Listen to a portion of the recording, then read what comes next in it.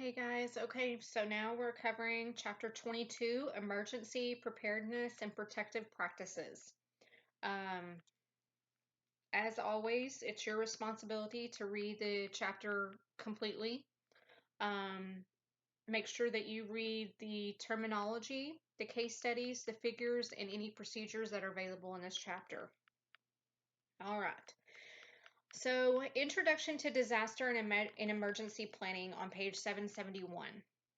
Every healthcare facility faces the possibility that a disaster or serious emergency may occur, resulting in injuries, loss of life, property damage, and the inability to provide usual services.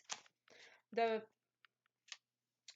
medical offices must plan ahead to minimize the damage from any disaster or serious emergency and facilitate recovery so that services can be restored as efficiently as possible. This chapter presents an overview on various types of disasters and serious emergencies that may affect the medical office, along with the psychological effects that emergency situations can have on an individual. Also presented in this chapter is a discussion of emergency preparedness and protective practices guidelines, including the OSHA requirements for developing an emergency action plan and a fire prevention plan. So now let's start with categories of disaster. Highlight this. A disaster is defined as a sudden adverse event that can cause damage or loss of fire. Disasters can be categorized as natural or man-made. Natural disasters. Highlight that a natural disaster is a catastrophic event that is caused by nature or the natural processes of the earth. Highlight that examples of natural disasters include floods, tornadoes, hurricanes, earthquakes, tsunamis, blizzards, volcanic eruptions, and epidemics. Now let's go into man-made disasters. Go ahead and highlight the first paragraph under this, under the man-made disasters. Highlight a man-made disaster is an event that caused serious damage through intentional or negligent human actions or the failure of a man-made system. Examples of man-made disasters include fire, power outage, bomb explosions, terrorism, structural collapse, radiation accidents, chemical spills, and bioterrorism. Now we're going to go on to page 772. Under the psychological effects of serious emergencies, I want you to highlight the following. Positive reactions involve the triggering of resources, both internal and external, to meet the challenges. For example, when a serious flood threatens an area, individuals usually mobilize quickly to fill and place sandbags to minimize the anticipated damage. Highlight that disasters that tend to cause the most serious psychological effects include those within the following characteristics: occur without warning, pose a serious threat to personal safety, or have an unknown health effects.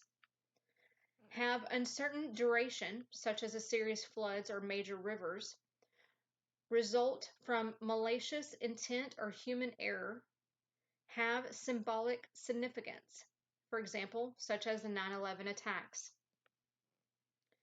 The stress response. Highlight that stress is the body's response to threat or change. Also highlight that Seeley described the body's reaction to stress as a three-part general adaptation syndrome, GAS. For the alarm phase, highlight that this phase is often called the fight or flight response. In this phase, the body senses a stressor and begins to react to combat it. Epinephrine is released from the adrenal medulla, which stimulates the sympathetic nervous system, triggering the following changes in the body: dilation of the pupils, increase in heart rate, increase in respiration and perspiration, and increase in the blood pressure. Highlight that these changes prepare the body to fight or to run away. In addition, the muscles tense in preparation for action, and the attention becomes narrowly focused on the perceived threat or significant task. For the resistant phase, highlight the stress remains, but the body adapts in a different are in an effort to cope with the stressor. Highlight that the phase may last hours, days, or even months. Also highlight that the cortex secretes cortisol. Cortisol increases the blood glucose level to sustain energy because more energy is required to maintain the stage of resistance than the normal state. The body constantly remains on guard. On the general adaptation syndrome, please highlight 1, 2, 3A, and 3B.